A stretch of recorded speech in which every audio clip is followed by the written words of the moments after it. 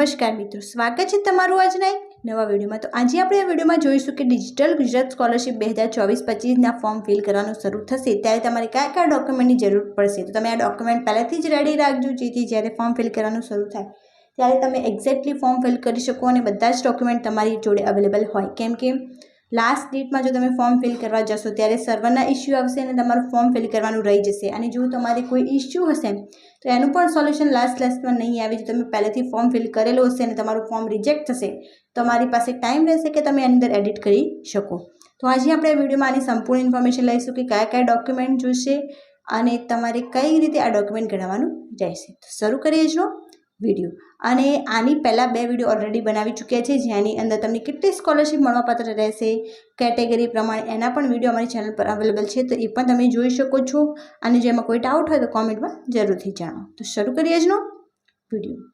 તો ડોક્યુમેન્ટ જે છે એ રહેશે સક્ષમ અધિકારી દ્વારા ઇસ્યુ કરવામાં આવેલ વિદ્યાર્થીનો જાતિનો દાખલો। તમારે જે જાતિ હોય એનો દાખલો જરૂર પડશે।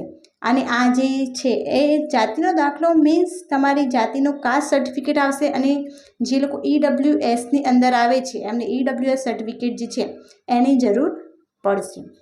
સક્ષમ અધિકારી દ્વારા ઇસ્યુ કરવામાં આવેલ વાલીની આવકનો દાખલો।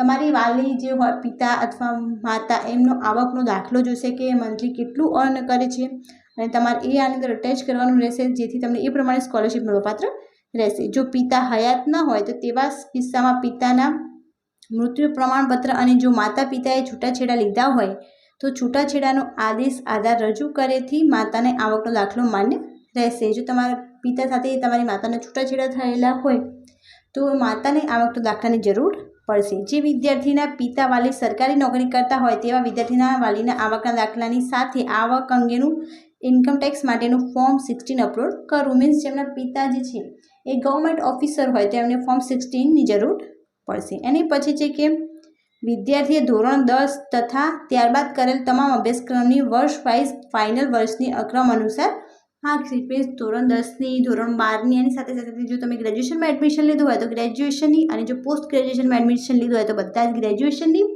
અને પોસ્ટ ગ્રેજ્યુએશનમાં જે પણ તમારું રિઝલ્ટ આવ્યું હોય, તમે સેકન્ડ યરમાં ફિલ કરી રહ્યા હોય તો ફર્સ્ટ અને સેકન્ડ યરની જે છે એ માર્કશીટ રિક્વાયર્ડ રહેશે। અને પછી છે બેંક પાસબુકનું પ્રથમ પાનું, જેમાં ખાતા નંબર, IFSC કોડ, બેંક શાખા દર્શાવેલ હોય તે પાસબુક ન હોય તો કેન્સલ ચેક જેમાં ખાતા નંબર આપેલો હોય અથવા IFSC કોડ બેંક શાખા દર્શાવેલ હોય તે જરૂર પડશે। મીન્સ તમારે એક તમારું જે બેંકનું પાસબુક હોય એનું ફર્સ્ટ પેજ જેની અંદર બેંકનો ખાતા નંબર, IFSC કોડ અને બેંકની શાખા દર્શાવેલ હોય તેની જરૂર પડશે। જો તમારી પાસે આ ના હોય તો તમે તમારી જો ચેકબુક હોય તેનાથી જે કેન્સલ ચેક હોય એ પણ આપી શકો છો।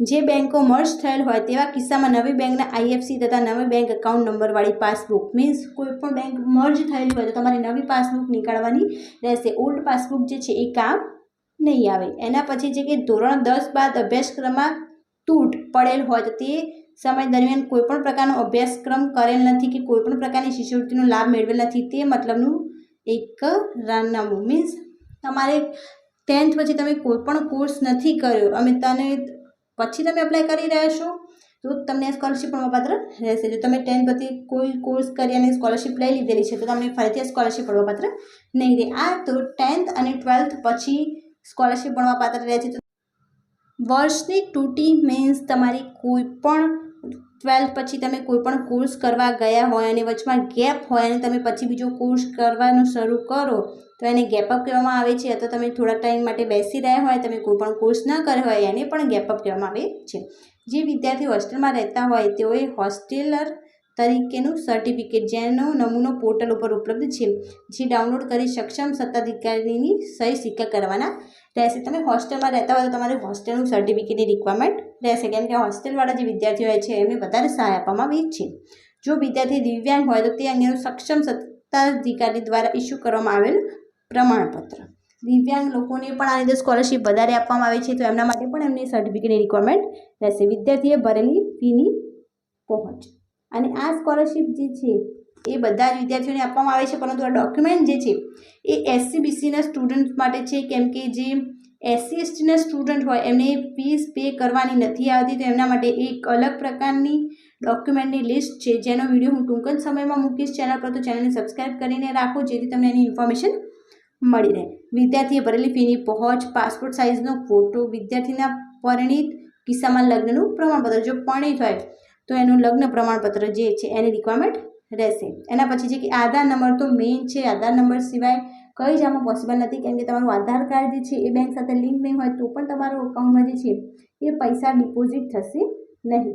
જરૂર પડી જિલ્લા અધિકારીશ્રી દ્વારા માંગવામાં આવતા અન્ય આનુષંગિક પુરાવા, તો અન્ય આવા પુરાવાઓ પણ માંગવામાં આવી શકે છે. કે વિદ્યાર્થીઓ ખાસ જણાવવામાં આવે કે જે ફક્ત ઓરિજિનલ ડોક્યુમેન્ટ સ્કેન કરી અપલોડ કરવા, જો કોઈ ડોક્યુમેન્ટ ઓરિજિનલ ઉપલબ્ધ ન હોય તો તેવા નકલ અપલોડ કરવાની છૂટ આપવામાં આવશે. મીન્સ ઓરિજિનલ ડોક્યુમેન્ટ અપલોડ કરવા જો જ્યાં સુધી તમારી જોડે હોય ત્યાં સુધી તો કોઈ ઇશ્યુઝ ના આવે, અને જો ના હોય તો તમે પછી એની ઝેરોક્સ કોપી અપલોડ કરી શકો છો. ફોર્મ સંસ્થામાં જમા કરાવતી વખતે જે ડોક્યુમેન્ટ અપલોડ કરેલ હોય તેની સ્વપ્રમાણિત નકલ સહિત સંસ્થામાં ફોર્મ આપો. મીન્સ તમારે સેન્ટ્રલમાંનું ફોર્મ આપવાનું હોય છે, એના સેન્ટર અવેલેબલ છે બધા અલગ અલગ. જ્યારે તમે ફોર્મ આપો ત્યારે તમારું જે ચોક્કસ પ્રમાણમાં છે એ ફોર્મ જે છે એ કમ્પ્લીટ હોવું જોઈએ, અને ઓરિજિનલ ડોક્યુમેન્ટ છે એ આપવાના રહેશે. આને તમારી કોલેજે તમારે સબમિટ કરવાના રહેશે, અને કોલેજ તમારા જે ફોર્મ છે એ આગળ સબમિટ કરાવશે. તો આ હતી ઇન્ફોર્મેશન. અને એક મેઇન ઇન્ફોર્મેશન એ છે કે તમારું આધાર કાર્ડ જે છે એ તમારા બેંક સાથે લિંક હશે તો જ તમને આ સ્કોલરશિપ જે છે એ મળવાપાત્ર રહેશે. અમુક વિદ્યાર્થીઓને સ્કોલરશિપ નથી આવી, એમના બહુ ક્વેશ્ચન્સ આવી રહ્યા છે, પરંતુ એમને કંઈક ઇસ્યુ હશે અથવા તો અમુકને ઇસ્યુ નહીં હોય તો એમને ચોક્કસપણે સ્કોલરશિપ આવી જશે. Thank you so much for watching.